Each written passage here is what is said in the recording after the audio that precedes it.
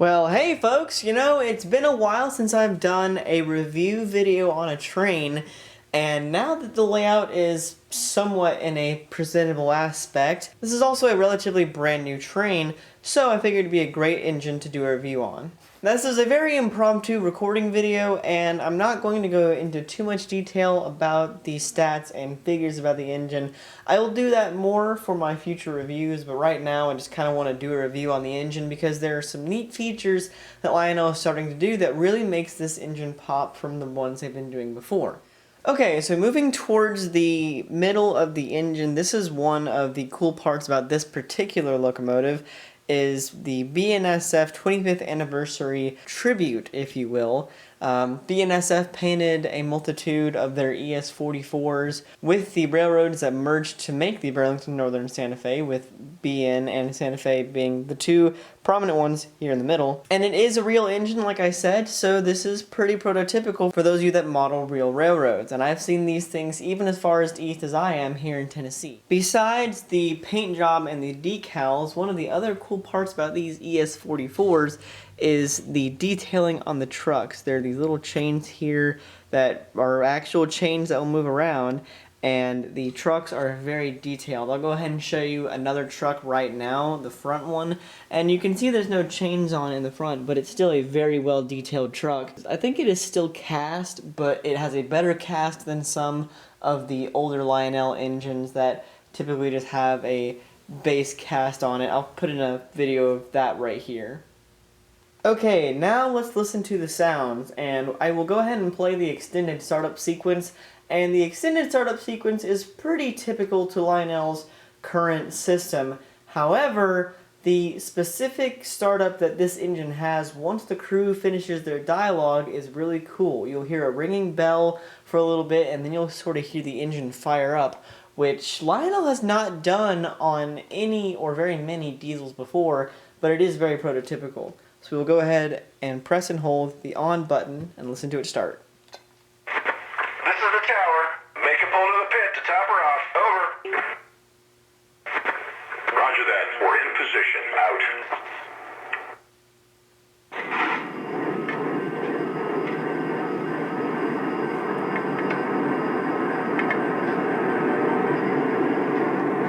And there it is. You heard those warning bells just go off, and that was just letting the crew know that the engine was starting up. And like I said, Lionel is just now starting to do this, but it makes these engines really cool, and I think they're a pretty neat feature.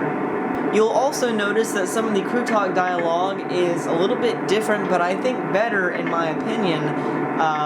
There's a little bit more gurgle behind it and a little bit more radio static than what's typically been used in Lionel engines. And for those of us who do rail fanning and listen to that kind of stuff on scanner radios, it's kind of nice to hear something that sounds a little bit more like what we'd hear on the actual radio. Let's listen to it some more.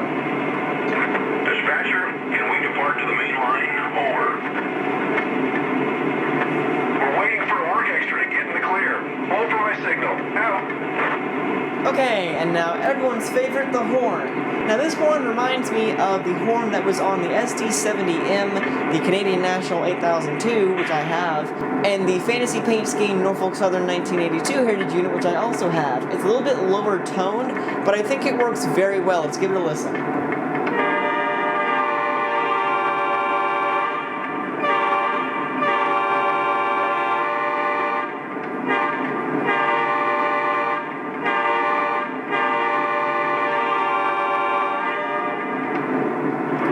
Very neat horn.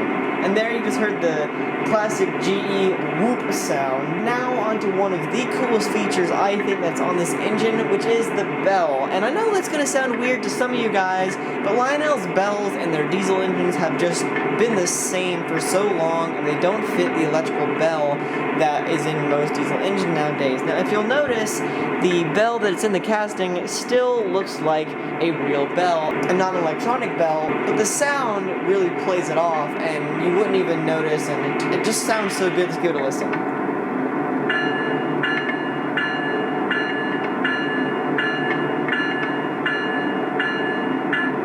And even when you're you're turning it off, it has that classic electronic bell sort of shut off where it cuts off during a bell sequence, which is just so cool.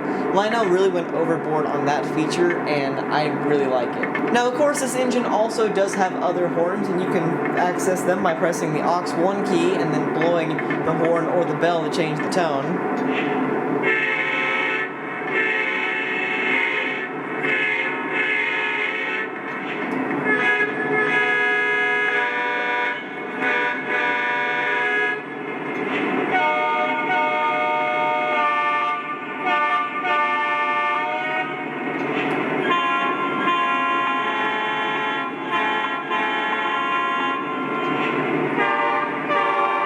And now we're back, and the same with the bell.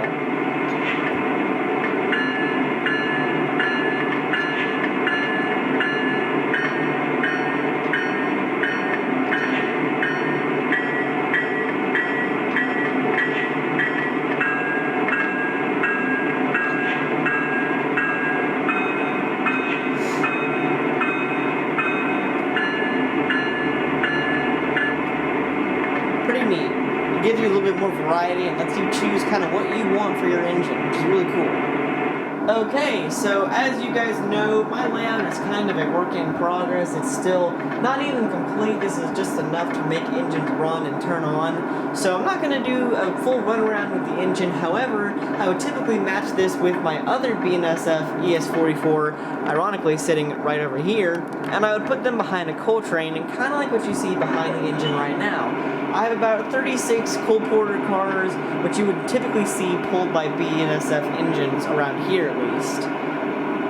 Now you usually see 2 on front and 2 in the back. I don't have 2 more engines, so typically I just run the 2, but like I said, for now I will just be running the 1, and eventually in the future I will be posting a video with more. But anyways, let's go ahead and roll it out.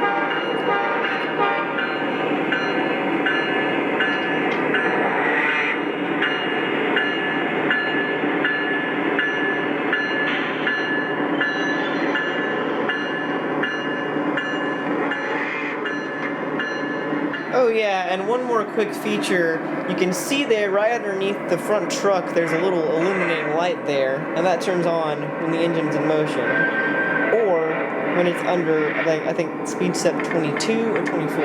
Right now it's still on when the engine stops, but once the engine reaches a certain speed, it turns off. Very cool little feature. Anyways, let's go ahead and take her to Beans. Dispatcher, go on to the register room to sign out.